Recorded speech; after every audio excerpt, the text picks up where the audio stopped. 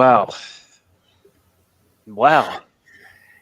not much you can really talk about tonight, really, is there? It's a very quiet evening to be a Chelsea fan, pretty quiet evening to be a Tottenham fan. You can't even catch your breath, really, after that game, can you? It's absolutely crazy. Anyway, welcome to the We Talk Chelsea podcast. We are live on youtube.com/We Talk Chelsea and live on TKS TV. We're just welcoming Charlie Harris to the stage. What a game. Chelsea managing to walk away with the whole 3 points. It only took 2 red cards, multiple incidents in order for Chelsea to walk away with all 3 points, winning the game 4-1. Initial thoughts, chaps. Let's go with Temba. No, let's start with Charlie actually on this one. Charlie, Chelsea, it's a 3-point lane once again. We've gone back to Tottenham Hotspur Stadium and walked away with 3 points. Were we lucky or did we play well? Oh God, I mean, we were I think we were lucky. We were unlucky. I think it was every single bit of emotion. But yeah, I mean, obviously the scoreline probably doesn't reflect the game at all. I think Tottenham started really well, straight out of the traps, but they were their own downfall, unfortunately for them. They ended that half in a really bad way. We took advantage of it. They started the second half in the same vein, and unfortunately there was a period in the match, I think most Chelsea fans would say that, where we were struggling to break them down, but eventually it worked, and every goal was pretty much the same. We just went over that line that was way too high from Tottenham, and then we went from there. So there we go. Yeah. What do you think? What do you think of it, Tom? Do you know what it was? I know. I think it's what Jacko Moore says. It's smile tonight, boys. It's a nice change. And it absolutely is. I mean, even up until the point where we're winning 2-1, I fully expected us to concede that goal, and it almost happened with that late Eric Dyer chance at the end. Unfortunately, ruled out by offside. Temba, I'm not sure about you, but I think you were probably in our group chat, probably the most negative of the game as a whole. The scoreline doesn't exactly mirror the Chelsea performance. Oh, not at all. No, not whatsoever. I think we definitely, like I say, every game, we need everything to go our way to win a football match. And tonight, I think, epitomized that very statement. Like, everything went in our favor today. If that Dyer chance is maybe not offside, they don't get a red card to begin with. Do you honestly think we win that game? Yeah, but you say that, Tim. I'm sorry, mate. In the first half, the first challenge was a red card from Tottenham with the 2-footed. That was a red card. The Romero kick out. The kick out, that was probably a red card. They got a deserved red card. The second one was definitely a red card. So you see what I mean? You can argue all that, but I think the refereeing decisions. I don't think Spurs could have too many arguments with that. To be fair, I don't think we rode our luck with that at all. No. That's not my point. My point is the fact that we need everything to go in our way to win a football match. If Spurs stay with 11 men, or of course they don't make that mistake, this game is not going to end 4-1 or even a draw. That first 15-20 minutes, we were so far off it, so far off it. They could have been 3-4-0 up. We were lucky, in fact, that they got a red card. Of course, it should have been a red card, but I'm just saying, on that point alone, I think we shouldn't ignore how bad our performance was that first 20 minutes. And to be honest, most of the game, we were actually really bad. We're bad in both boxes, pretty much. And I think it's just a constant theme. It's going to be this season where I'm not convinced by our box play either side, defensively or going forward. We are just very terrible. I think today we really got away with one, because even it took us till the 95th minute to put that game to bed against a team with 9 men. Yeah, it took a little bit too long. I think I tend to interrupt. I fully think that you're right. The first 20 minutes, I think Spurs were absolutely all over us. They were playing the much better football. It's Ange ball. Really passing well amongst it, and they were beating our press every single time, creating spaces, creating chances, and it's just fortunate that the goal that Heung-min Son scored is ruled out for offside and by the closest of margins. It could have been an absolutely completely different game. But I think for me, the way the game changed, Charlie, is was it the challenge that was made by Destiny Udogie when he got the yellow initially? It kind of looked like that was the switch for Chelsea in order to kind of, grow into the game. It looked like there was, a bit of passion, especially in that second half. It was not in the second half, at the end of the first half for Chelsea. Do you feel that that was the turning point of the game? Well, yeah, to an extent. I mean, I would like to say one thing. I think there has to be some credit given to us as well. I mean, this is the game of football. Things happen. I don't think there's any. I don't think either team are going to go home and go, "Oh, the referee said this, the referee said that." I think it was a pretty fair game of football in terms of the refereeing decisions. It was a brilliant game of football.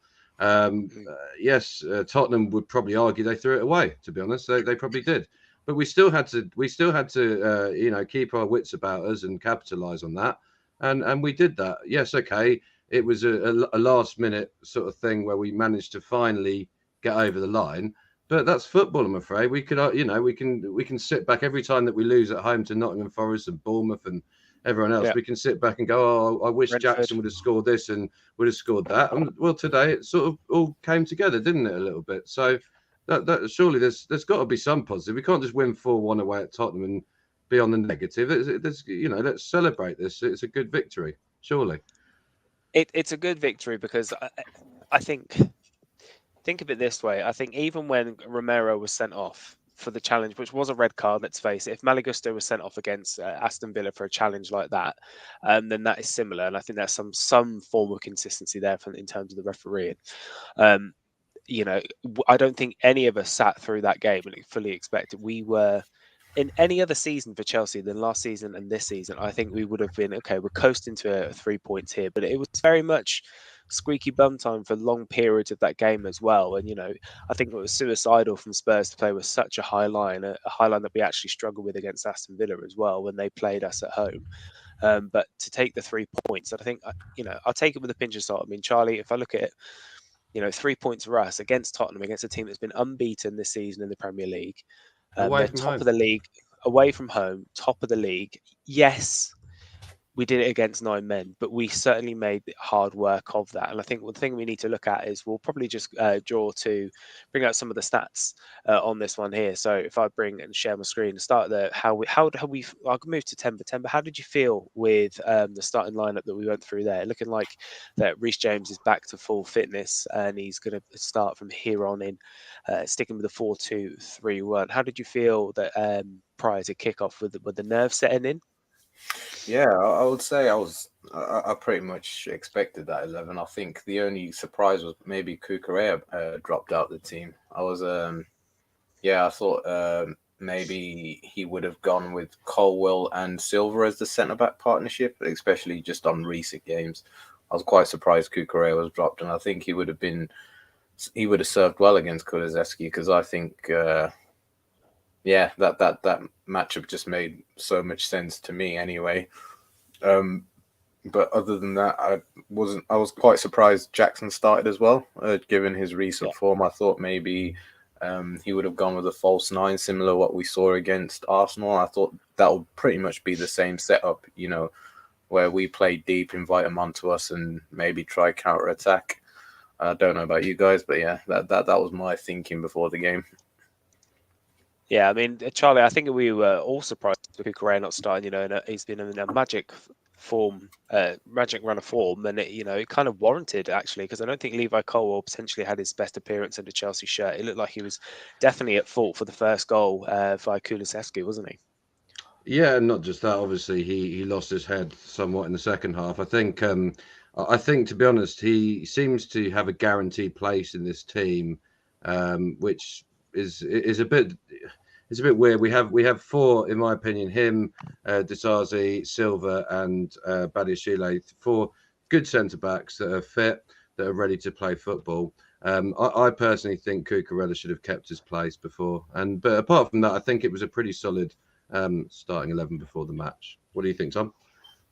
Yeah, I mean, I think as soon as that first goal went in the 6th minute from Kulusevski, I thought, okay, we're in trouble here. We are in trouble. As soon as that ball was played out wide, you see Colwill adopting like a centre-back position, and I think I said is in the chat, Cucurella, he would have been out there. He would have been pressing and put that pressure on the ball, even if he was going to get turned inside for Kulusevski.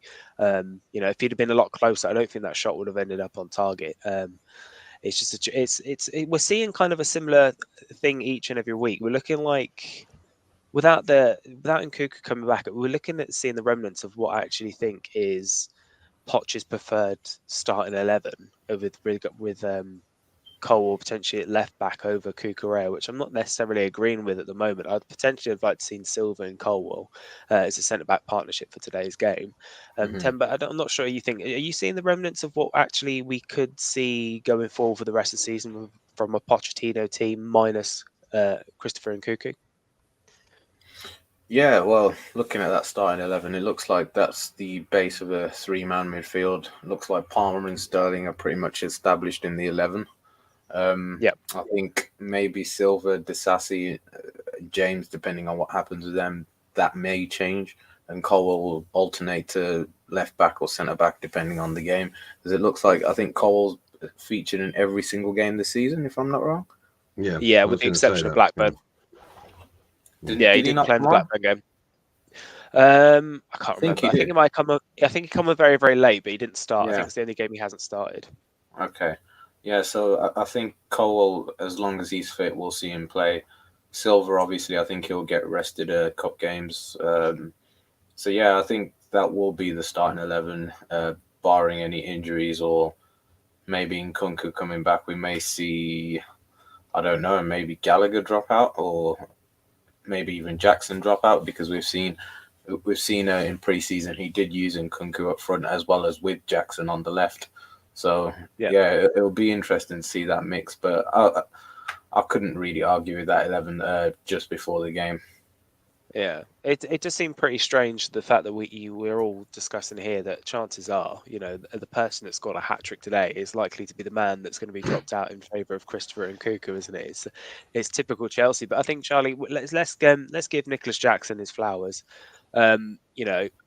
I don't think he played particularly well, and feels absolutely so weird saying it for a man that scored a hat trick. But he you have to be in those positions, and let's give him his flowers. I think he's in those positions, scoring those goals. Do you think this is the motivation or the confidence boost that Nicholas Jackson's going to need, especially with Christopher Nkunku so close, in order for him to try and retain his spot in the starting lineup?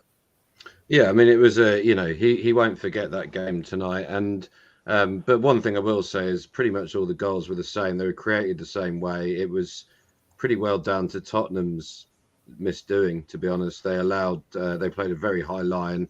There was in fact 3 or 4 moments before and after that almost where we're getting into these sort of positions. So that was one thing. And I think Jackson's basically all he had to do pretty much every time was just to tap it in. Pretty much. So I think as much as it was a great performance, it was a pretty easy performance in that sense. Yeah. I mean, Temba, do you think that Nicholas Jackson is he's going to go away and use that to kick on? Do you think we're going to see Nicholas Jackson go out and turn in a similar performance against Manchester City on Sunday? Well, yeah, that's the big question, I suppose. Yeah, I don't know. I can't say I have any confidence in him, despite scoring a hat-trick. I still think there's a lot to be desired about Nicholas Jackson. I think I'm just personally, I think I'm still feeling the motions after the game. I'm still envisioning us at 1-1, and that game should have been off sooner. Yeah, should have been finished off sooner. So, in a sense, yeah, he scored a hat-trick, and he should do, because he's a professional footballer. But the amount of chances we've had, I think, was almost suicidal today. So I will say congratulations on him on this particular game, but it does not mean that I think now we've turned the corner and we're going to beat Man City 2-0 or anything, because we know how frustrating this team can be. And yeah, I think that just sums up my thoughts. I mean, look at it here. If we look at this, we've actually matched our expected goals for the first time this season. Expected goals 4. We've actually managed to score 4 goals. So this is progress. We're moving forward in the right direction in this scenario.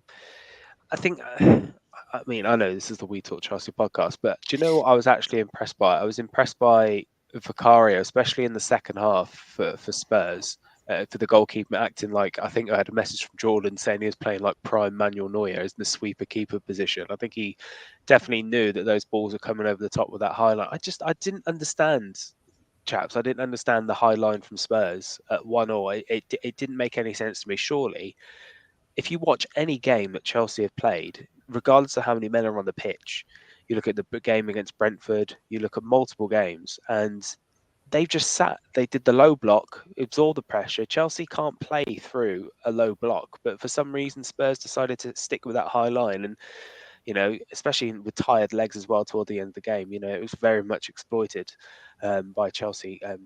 Leading the scoring and ending the game winning 4-1. I mean, is there any? I mean, maybe I'll go to Charlie. Is there anything that you were concerned about watching this game, like initially, like at half time? We can talk about all these incidents, and let's do so. I'll bring it up here. So VAR plenty. We've got the Udogie yellow initially given here. I don't think there's any arguments. I think Charlie, he's 2 foot. He's off the ground. He's gone studs. There's no control over it. Yes, he's not. I think Sterling does his best to avoid it, but that surely that's dangerous play. You can't do that. You can't jump near 2 foot someone, can you? That's a drop kick.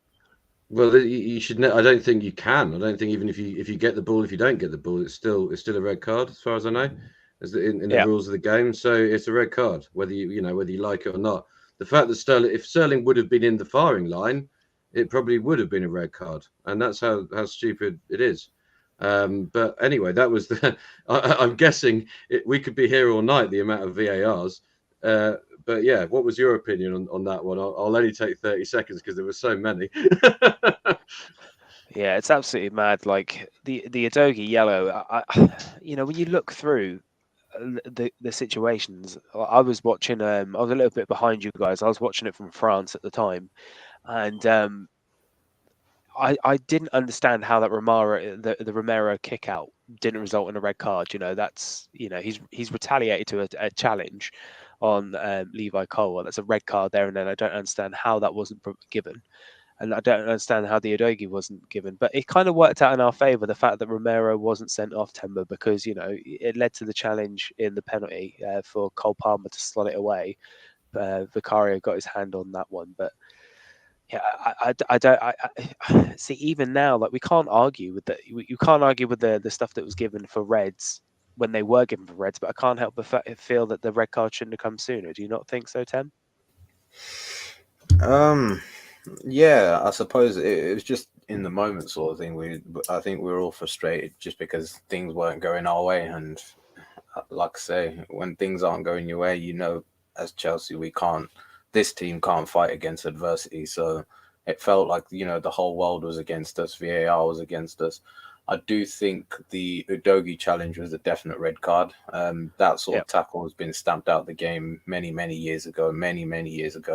It's just a shame that Sterling has to leave his leg in there to make it a red card challenge, which is ridiculous in my opinion. He should have been sent off anyway. In regards to the Romero one. It's an ankle breaker, isn't it?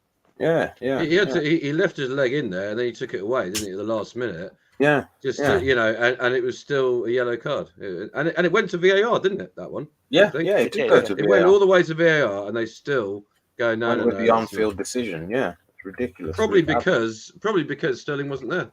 Sounds stupid, but probably because technically he wasn't in the way of the penetration, if you like. I'm guessing that was probably the reason. I don't know. Which is crazy to think of that. Totally right. The player needs to protect himself. In order for him for a red card to be given, he's got to leave his leg there and risk, permanent injury. It doesn't make any sense. It really doesn't make any sense. I mean, if we look at the momentum side of things here, definitely from the outset, 3 minutes here up to 11 minutes, all Spurs, and that was a shaky time for Chelsea. We had a little bit of momentum here, and you can see definitely when the red card happens, swings back through, but. The Cole Palmer incident, the Cole Palmer goal, for me, Cole Palmer is looking like the sign of the summer so far for Chelsea. He looks fantastic. I mean, I was speaking to Jordan during the game, and he seems to think that Cole Palmer's got worse in a Chelsea shirt when compared into a City shirt. I don't know if you chaps agree with that. I know. I thought that as well. I thought Cole Palmer's looked absolutely fantastic in a Chelsea shirt. For me, he's phenomenal, and I think he's definitely cemented his place in the starting 11. And I didn't think he would so quickly. Do you agree? Do you disagree? I agree. I totally agree. I think I actually think the first 20 minutes he struggled to get into the game. I think all of our team was asleep. I think they were all caught out by just the speed and tempo Spurs are at, and I think it's something that maybe we were a bit naive going into. I don't know if that was Pochettino's instruction, but I think it was, because if you looked at the way we pressed, we kind of went in with like a how can I say, like a 1v1 defending sort of style, where we just tried to get the ball in their half, and we didn't close the angles down quite well enough. So yeah, even Cole Palmer looked quite ordinary in that game, just because that midfield, I think, was just getting spread so far apart. And it's something I mentioned, I think, right before that first goal, where I said, you know, it just looks like there's an early ball for Spurs to get out wide or get through our midfield, because they were stretched apart at the end of the day. And I think we didn't know how to man mark them, or just sort of contain ourselves. And I suppose that's what led to the first goal.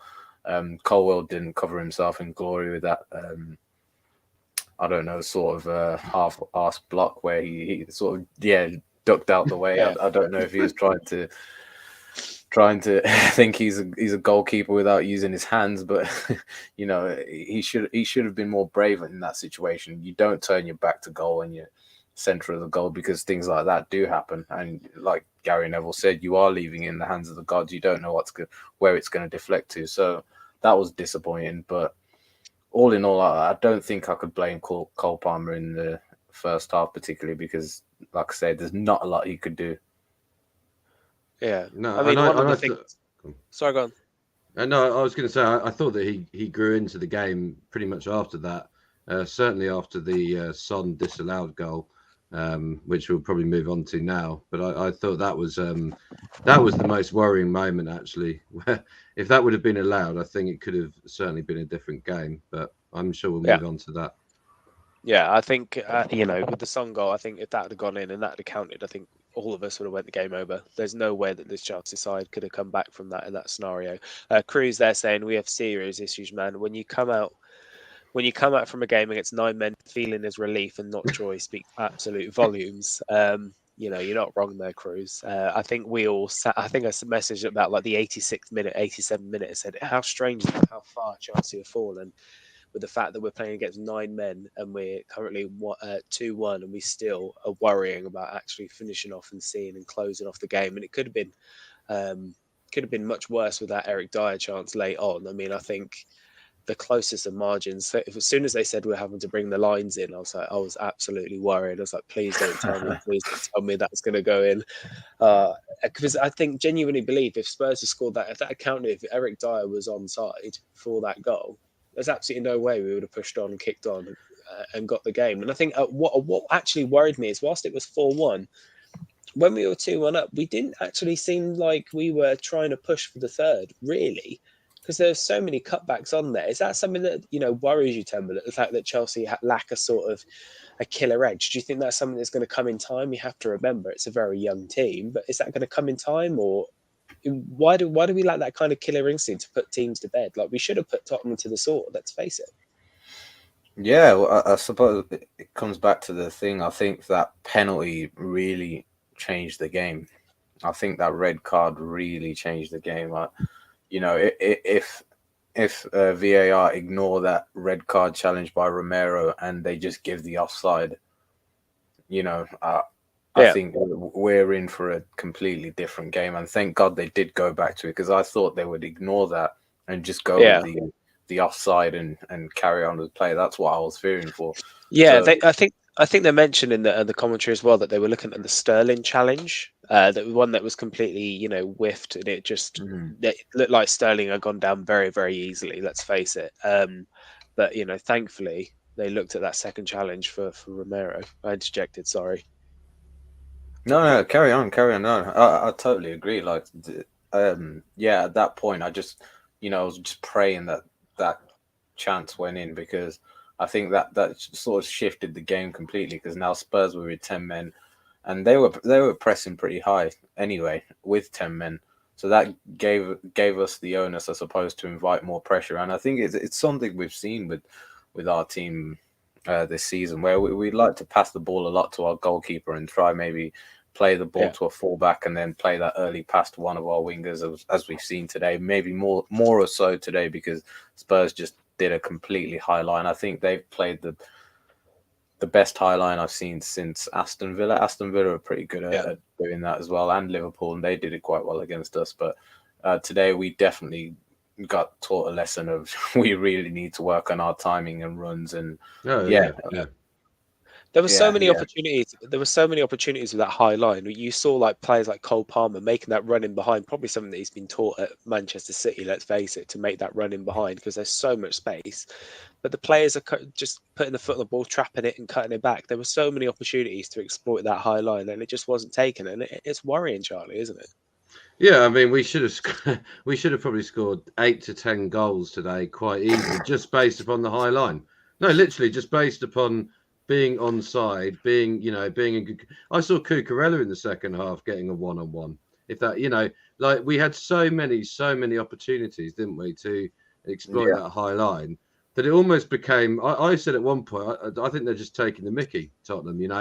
Play, almost like, come on, this is, and in the end we got through it, and every goal that we scored, to be fair, was pretty much a result of that, which is obviously a good thing, I suppose. But I think Tottenham did miss a trick there. I do think they did miss a trick, in the sense that they probably could have played backs to the wall and probably got a draw out of it. But in a way, I think that's why their fans, at the end of this, despite us winning 4-1 against Tottenham, they'll probably be just as satisfied as we are, in the sense that they'll probably look at it and go, well, they gave it a go, we gave it a go, and that's the game, As much as it pains me, the vast majority of Spurs fans did stay until the very end. I noticed that as well.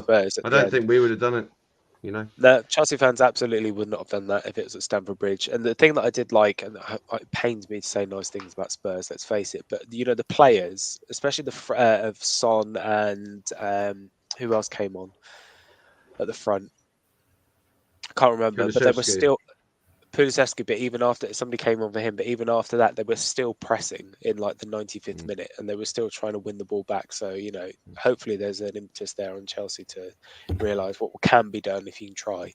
Dale makes a valid point here on this one. So you talk about Dyer's chance. If Son's chance goes in and that game finishes 2-2, so the chance in the injury time, it looked like that Son was through and on goal. Son is in. Oh, that was just before the second one. Yeah. And the left foot shot that goes to Sanchez's left, it was a fantastic save from Sanchez, and that could potentially be such an important save for Chelsea this season, couldn't it, Temba? I mean, Sanchez, when we look at Robert Sanchez, I think that's probably his most important save so far. I don't know. I don't know about most important save so far. I'll have to think about that. But in terms of a crucial save, I suppose you could say that is definitely one of them, because at 1-1, well, what's it, 2-1 in the 95th minute, you need a keeper to make a save like that, and fair play, he did. Although I don't think that Son should have scored that chance anyway. I think it was pretty in keeper's reach, if you know what I mean. It wasn't a world-class save, it was just a standard save. So I will dumb it down and say that I'm not going to try big him up when it wasn't amazing, you know what I mean? I'm not going to say it just because we won. But the save still has to be made, let's face it. If it was Kepa, it would have been limp wrist City, and it would have just trembled in under his hand, wouldn't it? We'd have been complaining about that. But it's up to me, that's an exceptionally important save, Charlie, isn't it? Like in the 93rd minute, literally, and then we go up and we make it a third, and that's when we all collectively went. Yeah, I mean, I wouldn't say I did a her. I went, but no. I mean, don't get me wrong. It's always great beating Tottenham, but that's no disrespect to Tottenham on this day. They probably deserved a lot more than they got. But yeah, I mean, it was an important save. But all match, I didn't think.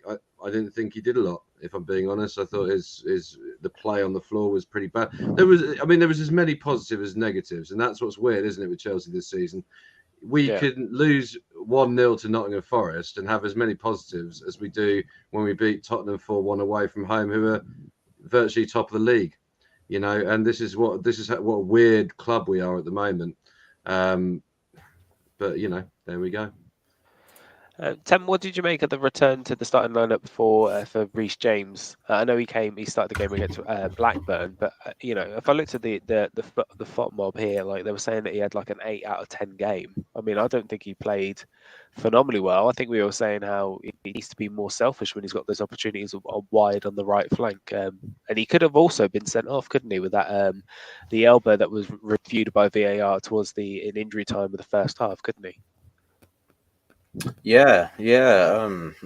Again, I think he played quite decently well, to be fair, today. I think he could have done a bit more with his final pass, because I think we've seen Reece James with better, accurate final passes, especially in that, I think it was the first half.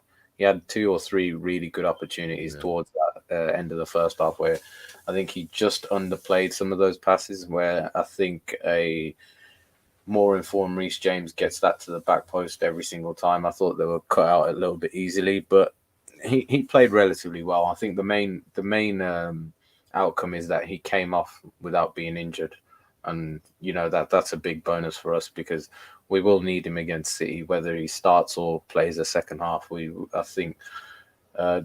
I don't know about you guys, but I think Gusto still does, as we've seen today, does lack experience, especially with that silly foul he gave away in the 88th minute or 89th minute, where you could see Tottenham player just absolutely trying to play for the foul, and Gusto just completely bought it. And it's kind of an overarching point. I just wanted to, I think we'll discuss in a bit about the immaturity of this team, but we'll talk about it now. Just talk about it now. Well, I think this is a big important point of what this team still needs: maturity. And you see with the amount of young players we had, and everyone was saying, "Oh, it was such a crazy game." Tottenham put a lot of fight, but an experienced team makes Tottenham look average in that scenario. You know, you sort of shut the game out, or kind of make it a men versus boys scenario, because it is 9v11 at the end of the day. We should assert our dominance on them, and we failed to do that today. And we played a lot into their hands, I suppose, when they kept trying to get cheap fouls, us trying to, naively beat their offside trap with absolutely, nonsensical runs, basically, where we played the ball way too late. We could have kept the ball a bit better and worked ourselves up. And like I say, we kept trying to pass it back to the keeper. When we passed it back to the keeper, we would play it long when we have the man advantage. So again, I don't know if that's an instruction or if that's just a lack of belief in that we can play out of these situations, because again, we don't look confident on the ball. We don't. I half the time when I see us trying to progressively pass the ball, I don't think there's a set method or style to it. I think it's just look at who's free, and maybe that's the coaching of Pochettino, where he gives the players time and sort of express yourselves. But I think in the modern or progressive style of play, you do need a style of play where you either your players come short, you expand the pitch or whatever. But with us, it looks like a mixture of everything. So sometimes it looks quite disjointed of what we're actually doing, if you get what I mean. Yeah, but one thing I will say that is we've had to improvise in both of those halves. We started the first half 11 against 11. We finished at 11 against 10. We started the second half 11 against 10 and finished at 11 against 9. So both times we've had to improvise the way that we've had to play.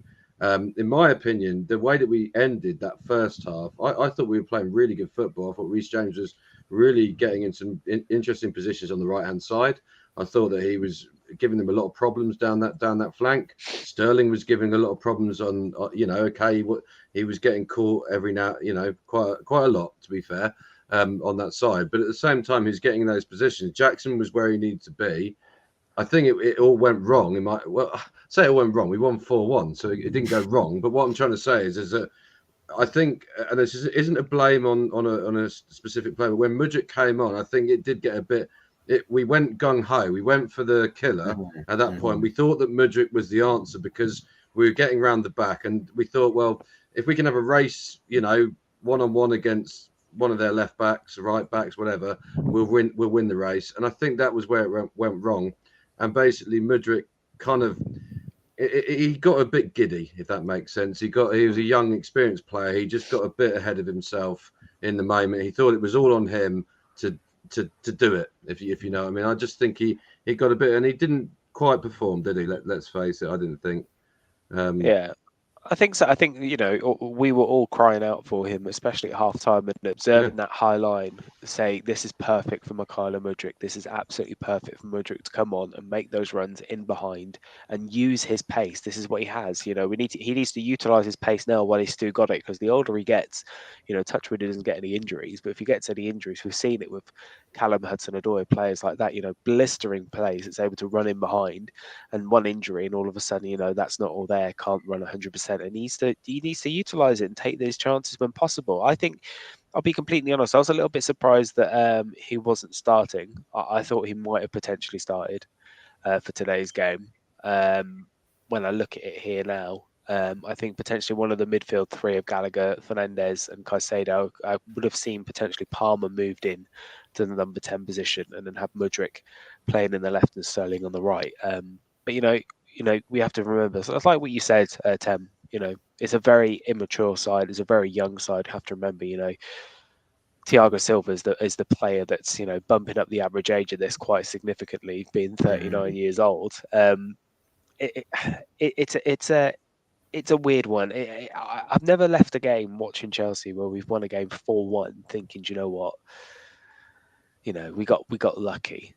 Things went our way. It really did. It did. Like, Charlie, we can smart, and I'm going to enjoy the fact that we won three years. But things did go our way. If you look at the fact, Van der Ven is playing absolutely fantastically for Tottenham at the moment, and he had to go off injured. That to play Emerson Royale as a centre back. At this game as well. Things went our way, not just in terms of red cards, but also in terms of unfortunately injuries. Nobody wants a player to get injured unless that player is, I don't know, trying to think of a player I don't like. God, I can't even think Bruno of a player Fernandes. I don't like. Nah, see, oh yeah, no, he's a gobshite. But yeah, he is a gobshite. Anyway, I wouldn't want to see him injured. I want to see him injured. But I will say, when you look back on that game, you can say that we were lucky. I don't think we were at all. I don't think any of the VAR decisions went for us or against us. I don't think. I think we played the game as what was set against us, and I think the only unluckiness was, like you say, our own. We could have probably won 10-1, if we'd have put our minds to it, but we didn't. So if you're saying that's a negative, then that's a negative. But ultimately, my opinion is that we were playing what was against us. If Tottenham want to do fouls when they're 1-0 up, they should have been 2-0 up, and they want to create red cards and do all this, that, and the other. That's up to them. It's nothing to do with us. We can only play against what's that. We didn't play dirty in any way. We didn't dive. We didn't do anything. We didn't dive to win penalties. No, yeah, he did. Well, he didn't win a penalty for it, though, did he? If that makes sense, Yeah, we didn't benefit from it. If that makes sense, we did ride our luck, because there would have been scenarios where Sterling, I know they don't go back to look at dives for VAR, but if Michael Oliver had seen that, he could have given him a yellow for diving in that scenario for simulation. So we did get lucky in that. Let's face it was a dive for that run in. Yeah, it was, but he wouldn't have been sent off for it, would he? He wasn't on a he booking, wouldn't have, was he? So it doesn't matter.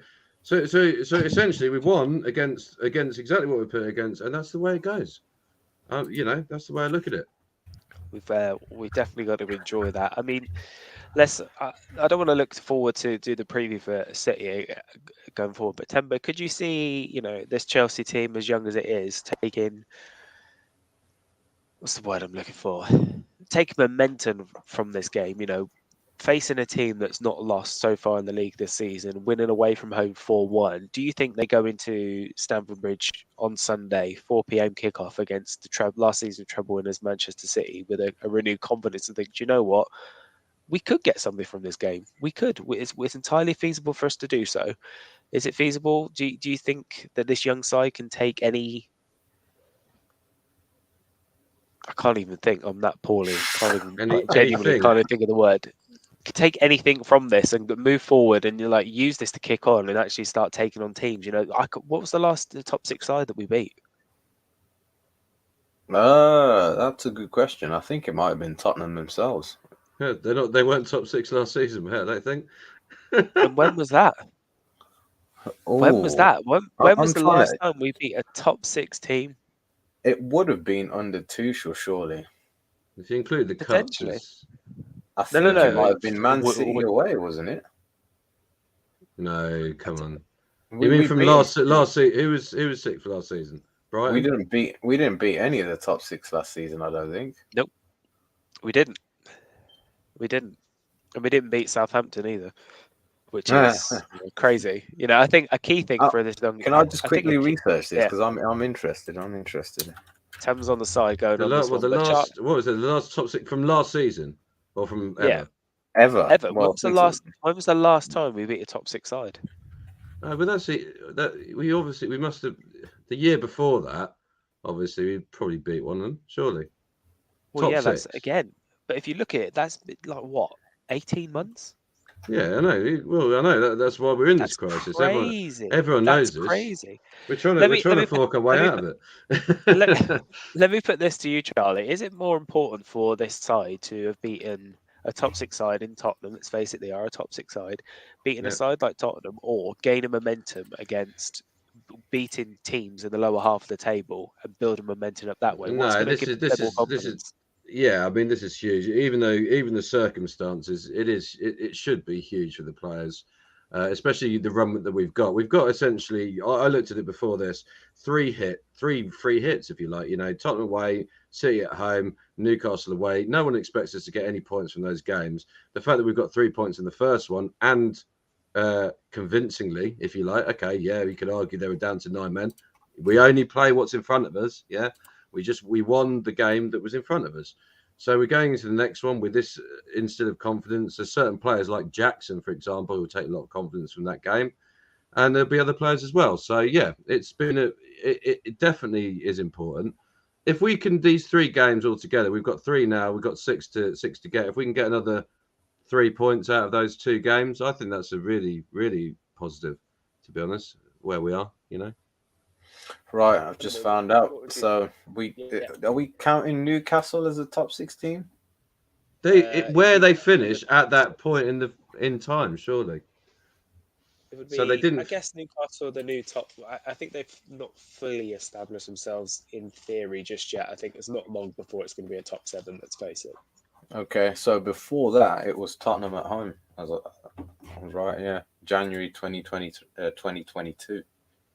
So that's the start of 2022. Nearly 2 years. Yeah. Literally, my daughter was just born. She's nearly 2. That's mad to think. My daughter's not known Chelsea. I think Ziyech scored that goal. The goal. Yeah. 2-0. Yeah. What a goal that was. And that was the only higher of Hakim Ziyech's Chelsea career. But yeah, like when you look at this game, what can the squad take away from it? Is it more important that Chelsea having the ability to beat a top 6 side for the first time in 2 years, or picking up momentum and winning those games in the lower half against the lower half of the table that we weren't doing last season? What's going to give these teams more confidence? I think what we can take away from this game is that we can score goals, and we just need to be more confident. Going into the City game, what can we take going into there? Just confidence, and I suppose just try not to concede. Don't concede in that first half, because I think it's imperative that we don't give up the game to City, and we have to break them down or come out. And I think it's important for us to keep the scoreline down, and if we can, score early, because again, I think this Chelsea team doesn't function once we go 1-0 down. Yeah, so I would say the only thing is just I wouldn't worry too much about the City game anyway, because that could be any scoreline, regardless of what happens tonight. I think even if we had won 10-1, we could still lose to City, if you know what I mean. I think they're just a different breed in that sense. I think they're a much better team than Tottenham. I think Tottenham are obviously on massive momentum at the moment, and obviously they'll feel like everything's just crashed down on them. But City are City at the end of the day. I think. Yeah, I think City are the best, best club side in football at the moment. So they could put a 4 out of 10 performance and still beat us 2-0. Whereas I suppose at Tottenham they needed everything to be built up for this game. If you know what I mean, they've had Postecoglou come in and he's been playing well, and Maddison's been playing well, Son's been playing well, and you saw like as soon as a few things went wrong for them, obviously the whole game fell apart. Although they did play brilliantly well, I think a better team would have put them to the sword a lot sooner. I think that was our mistake. We didn't finish them off. We should have. Any team, I think. I don't know about you guys, but did you almost feel embarrassed if that game had finished in a draw? Would you have came out of that draw feeling embarrassed? Charlie, I'll let you. Yeah, I mean, 100%. I mean, I will say one thing, and this, I as a Chelsea fan, I hate Tottenham, but I will say one thing there: that's the goal that Son scored that was disallowed. Yeah. It was an absolutely excellent piece of football. If you look at the way, if you like as a neutral, and I'm not a neutral, I bloody hate Tottenham, but what I will say as a fan of football, I remember that I can't remember his bloody name, their striker guy would begin with D. That guy, and literally all the way from there to there to there to there to there to there, and all the way through. And if you watch it again, it went from one side to the other to back to the other. It was good to watch. To be fair, ain't going to argue with that. But at the same time, Tim, you say about that. How many shots did we have on goal today? You know, you say we can score goals. Bloody hell, we had a lot of chances today. Well, Cucurella was 1-on-1 at one point. There was one part in the first half where I was watching it and I went, "Is this a replay of something that went on before?" I think one of Jackson's goals that got disallowed in the first half, it looked exactly the same as one of the ones Sterling just picking off the last defender. Exactly the same again, you know. So I think we were quite lucky in the sense that Tottenham just kind of rode their luck on that sense. They were like, "We're coming here to win, no matter what. Even if we go down to 9 men, we're going to beat Chelsea." And for them, unfortunately, they ran out of steam. You know, basically, we had one direction. It worked every time, but we, like you say, we were so bad at finishing. We should have really won that about 8-0 or at least 8-1, 9-1. When you think back, do you know what? When you do think back, when I'm thinking about some of the chances we did have, that Jackson header from 1 yard out, yeah. Can you guys see the what? Can you guys see what I'm presenting? No. Hang on, let me add it to the stage. Yeah, there you go. I need to add it. Okay, right. Okay. Do it again. Is it just disappeared or is it gone? Yeah, it's just disappeared. Yeah. Hold on. Sorry, that was my bad. So you bring it up and then I add it. Bear with us, everybody. Add to the stage. There we go. Present it. So if you see, we had 17 shots that game and 8 on target, and I thought I want to know if you guys think like it was down to their keeper being excellent, or do you think it was down to our poor shooting? Because both. It has to be. Yeah. It has to be both, because the keeper, if the keeper's not in goal, it will go in. No, yeah. Well, you say that, but then you remember just after the Son disallowed goal. Do you remember there was a stat that came on Sky, and it was something like 7 shots to 0 in the last 5 minutes. We had Enzo peppered one, Caicedo obviously scored that got disallowed. There was loads of shots that we were peppering from distance. I thought that was quite a good period for us. We're trying different things. You make a valid point there, Charlie. The shots from distance isn't something that Chelsea tend to do very. I know Charlie doesn't do that very often anyway, but You know, Chelsea don't tend to take those long distance chances and opportunities on it. You do make a valid point. It's quite refreshing for them to do so, to take that Yeah, opportunity. 'Cause I feel like we always try and cut it into the wings and try and work a way through, and it never works. And, you know, taking that long chance on, you know, keepers can fumble it. We saw it, on Sunday with Emi Martinez against, you know, Nottingham Forest. Keepers make mistakes, you know. You look at that. Was it the Caicedo goal before the penalty that led to the penalty, if you like, you know, that got disallowed? That was a brilliant goal. You know, if it would have stayed, you know, a great goal. Yeah, it would have been. I don't think it counted on the stats. What, the shot? No, it won't. No, it can't. Yeah. No, it can't. It's not. Yeah, It's it's not technically, it's not. Yeah.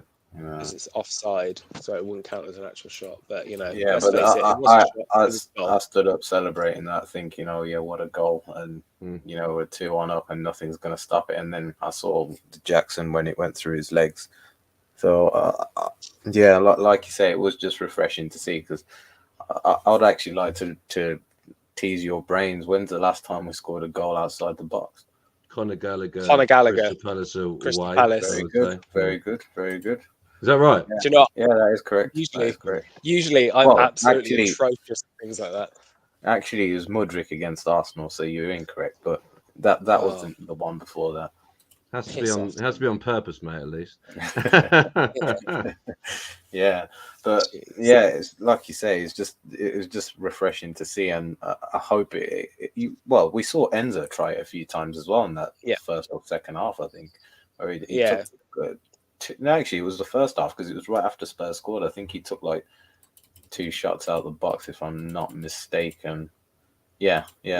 What was the reason that he got subbed? Does anyone have any inkling on that? Or Enzo, I think he had a knock. I don't think it's something serious, but I think he just took him off as a precaution. You know, it was probably a decent substitution to make. Let's face it, bringing on, was it Mudryk that he brought on for him? Yeah, I think it was. Yeah, so it kind of it made sense at that time anyway. I'm conscious of time. We try and keep this to an hour as well we possibly can. So Timber, I know we're keeping Timber up as well. Let me just the one thing I wanted to say is I wanted to ask a question to you both. Like, it's very easy for us. Yes, we got the 3 points. Yes, we won 4-1. Yes, fortune favoured us a little bit as well. But I want to throw this to Timber, because obviously, you know, I feel like roles are reversed. You know, Charlie's Mr. Positive, and now Timber's gone Mr. Negative in this scenario. I think, what's the key takeaway that you want to take away from this game, other than the 3 points, other than the fact that we scored goals? Like, is there anything that you saw from today's game that you thought, do you know what, there is an inkling of goodness? Why can't I talk? An inkling that's going to be something that we can move forward and utilise in games going forward. Is there a player that stood out for you? Who was your man of the match? Oh, unfortunately, I'm forced to go with Nicholas Jackson, but my player of the match, personally, I think would actually be Raheem Sterling. I think he was excellent and almost epitomised everything that was kind of good about this performance, and I'd hint at that kind of good, because it wasn't very good. But I would go with Caicedo, Sterling as my personally 2 players I thought were up for man of the match. But he scored a hat-trick, so I have to go with Nicholas Jackson. I did say I thought his movement improved a lot this game. He kept himself onside most of the times, which I was pretty happy with, because I was scared that he would get caught out when we started seeing that high line. But it was actually mainly the passes that led to the offsides, rather than him being in a bad position, if that makes sense. I thought he played excellent. So again, if he scores a hat-trick, you can't give it to anyone else. Yeah, no, I think Jackson, I will say, his movement against Blackburn was absolutely atrocious, and his movement in the game before against Brentford was awful as well. But his movement was much, much better. Charlie, who would you say that what was your one thing that you can take away from this, other than the 3 points, other than the fact that we scored goals, and who was your man of the match for this evening? I think we stayed in the game, didn't we? Despite all the people got to remember. You laugh about something, but I remember after about 30 minutes, I was calling for a rematch. That we were against this. You know, people have to Yeah. remember there was a potential for a team to lose their heads at that point and start getting really annoyed, like Tottenham did to us years ago, as we all know, and Tottenham proceeded to do in this match. I think that was a real positive. The fact that I was losing my head, and this team at that point we were 1-0 down, and there was 11 versus 11 at that point, and we managed to come out the other side 4-1 up, 11 versus 9, without cheating, without doing anything wrong. We just played the game. I think that's a real positive. And yeah, okay, we're an immature side. People can say that all day long, but Tottenham are far more immature than us. If they're 1-0 up and they're resorting to, you know, those sort of tactics, I'm sorry, they're way more immature than us. Sorry. So that's good. Can I just add to that point as well? I think you actually kind of are correct on that, because if you look over the years, they seem to get a red card against us nearly once every 2 or whatever years. And everyone does it, yeah. Yeah. And I don't know what it is with Tottenham, but they just seem to get especially riled up. Obviously, it's a London derby, but they always get a lot of players booked or someone sent off. And it's always that fixture. And you saw it in 2016. They should have definitely had a red card that game. I can't remember the referee that said it, but he said he tried to keep it 11v11, although he thinks Tottenham should have had a sending off. I think it might have been Clattenburg. Was it Clattenburg? I don't know. Maybe Anthony Taylor. Probably sounds like something. Well, even Anthony Taylor. If you remember the time where Alonso got taken out by Gazzaniga and he gave a free kick to Spurs when it was a penalty to us and a red card. That situation, and I think they had a red card at Stamford Bridge. I think it was Kieran Trippier had a red card. Quite a few years ago as well. So yeah, like I say, I think they tend to lose their heads against us. And thank God it went in our favour this time, because, I think we just needed a big win. And that Arsenal game definitely felt like, even if we put the perfect performance in, we still can't beat anyone. And thank God we actually did today. Yeah. And I don't think this was a game that any of us predicted that we were going to win. When we look at the fixtures going forward and what we were looking at, Chelsea, Man City on Sunday, then Newcastle away, Brighton at home, Man United away, then Everton away. It's a tough run of games. The fact that we managed to pick up 3 points against Spurs and a point against Arsenal, albeit we probably should have expected to pick up points against Brentford. 4 points out of the 3 games. It's not 9, it's not 6. But it's better than what we probably anticipated at this stage. I think for me, when I look at it here, is I think the best thing for me is I think my player of the game, I'm going to give it to. Yeah, I'm going to go Raheem Sterling as well. I think it's very close between him and Cole Palmer. I really, really do. I think it's very, very close between them. I think that he's one of the older players, and he's been through games like that before. He runs in behind the high line. I think high line, and he was great for us there. What we'll do here is we'll look at the game going forward. So we'll just touch upon that. We'd like to keep to an hour as where we can.